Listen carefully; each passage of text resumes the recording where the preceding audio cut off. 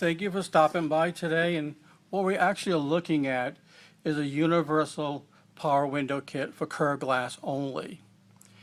There are differences between a flat glass and a curved glass, but a lot of customers don't know that there is a difference. But let me just give you an idea of the difference between the flat and the curve.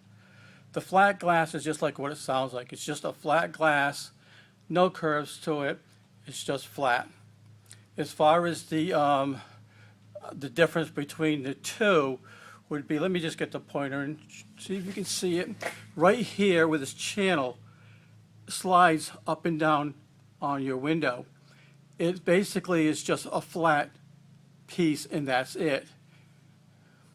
When you get to the more of the curvatures, it changes. So basically, you have your flat glass, you have your vertical piece here that is totally flat. On the inside of the door, you have your channels. Your channels are the same exact way. It's a vertical channel.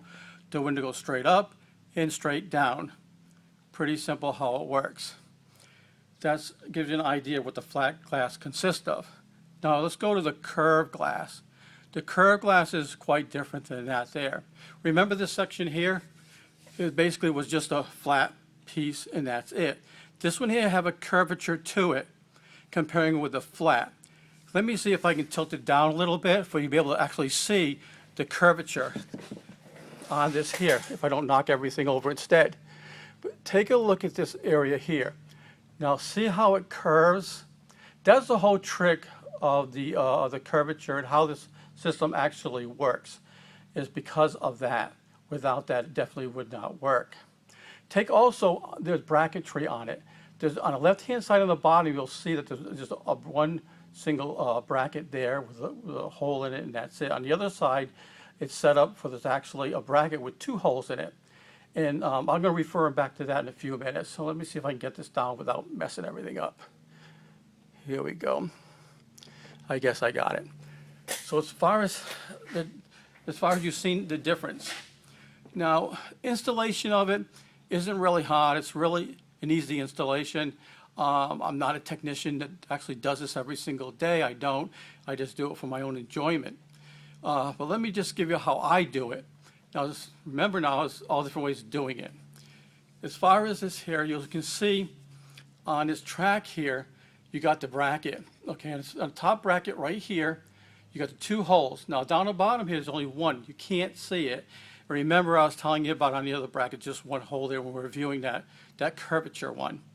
So what you're going to do to it is you're going to take this unit here and just get an idea. Go to your panel on the inside panel itself. And what you're going to do is you're going to take this whole unit and just set it up there. Now find the center on where your glass actually is. So I look on top and I'll see, okay, now where's the center? Is it here, here, and here? This would be the center, and same as the bottom.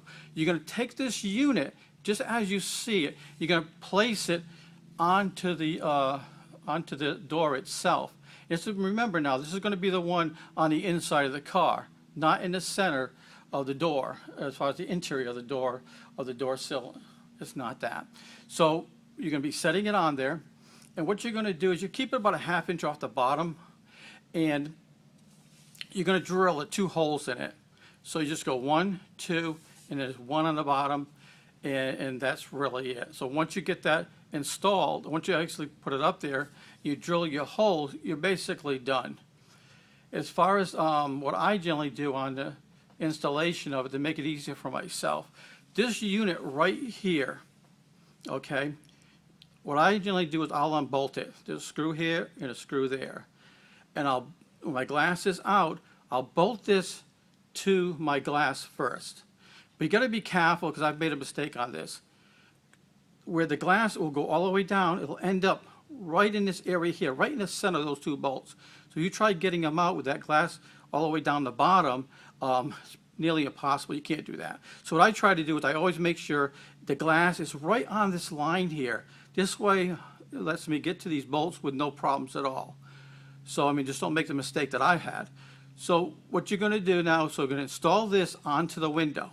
Now take this unit, this piece here, on the inside of the door, you're going to bolt that back up where you put the holes in it. So now this vertical piece here is installed, this is installed, and then slide your glass in, put your 2 screws back in, and you're done. That's it. But what's going to happen is a lot of times what actually goes on is that bring this all the way up to the top, and what happens, you get up on top, you could have a gap of maybe 2 or 3 inches up on top. The glass just doesn't go all the way up into the channel on top. And of course, you got to fix this. The easiest way how I fix it, that's all I actually do is just take the unit, come up, measure up 3 inches, re-drill my holes, install it, and boom, it's all fixed, it's all installed, that's it. This particular whole unit on one side is 6 bolts. So you're going to have, the bolts in here, then also you're going to have the motor. The motor itself, how I do it is that I make a template of it, and I get it installed on the inside. And what's nice about this unit is it's the only one out there that actually can do this, is that this motor can actually move side to side or front or forward. It can do that. It has this cable here. So what it does is it allows it to actually move. And so you can make any kind of adjustment you'd like. So you're on the inside and say, hey, there's something in the way here. That's not a problem with this setup here. You're just going to take the motor, move it to another location, put your holes in there, you're done, you're installed. So that gives you an idea on how the installation of this unit really is. There's also something that I've ran into problems sometimes with. It's not a problem, but it's just to give you some ideas what I do anyway. But say, for instance, this whole unit has to actually come in further in towards the center. And so you have to move that unit. That's all I generally do is I'll just go down to the store and I'll get me some PVC pipe. And say if I need like 2 or 3 inches, just make that, and I use that actually as a spacer. I just get longer screws and I'm done. So this will get it more towards the center if you have to be there. In some cars, you don't have to do that. Some cars you do. So I'm just giving you an idea what I do anyway. And it makes it pretty easy to install it like that.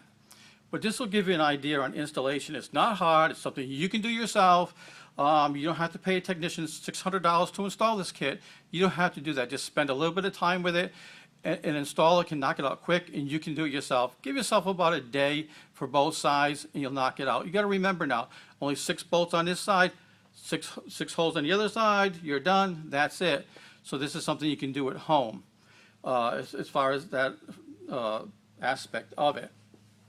So basically, I gave you an idea about that. Now, it does come with an instruction sheet, and it'll go a little bit more detail, because a lot of times what happens, the glass is shaped different shapes. They'll get into that with you as far as the installation sheet will tell you, what to do there, and it'll give you a good outlook there. It'll help you out a whole lot. Also, the kit does come with the buttons. And what's nice about them, they're all LEDs. They light up, so you're at night, you say, where's my buttons? They're all lit up for you. You don't have to worry about it. It does have that, which is really nice. But this will just give you an idea with this kit. It's something you can do yourself. I've installed them myself, probably 5 or 6 of them. I've used them on older cars. Because you got to remember now, this unit, you can actually use it from a 1960 vehicle to a 2000 and above. So it gives you a lot of different things. So say, for instance, you purchased this item and say, hey, I'm not going to install it with this particular car. I'm going to sell it. And you want to put it into a different car. It gives you that leeway of probably 50 years to work with it, which is really nice. So it's not like you're going to really lose anything. Also, when you install your power windows, what's nice about it is something that's going to increase your value of your vehicle. It's not going to decrease it. There's not a whole lot of things you can do that will actually, bring money back to you. It'll increase the value. This is something you can do yourself. You can install it, increase your value, and plus you get the pleasure of actually using it all the time.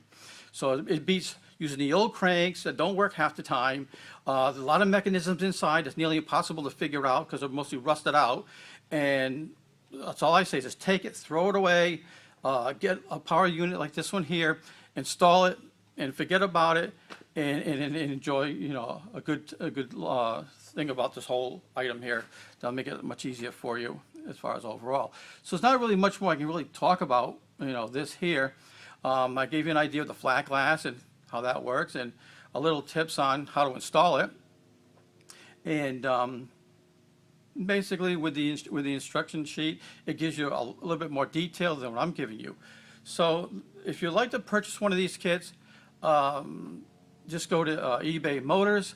It'll be right online, and you can purchase it, and you can really enjoy it. So I do thank you for speaking with you. I'm just got to say bye.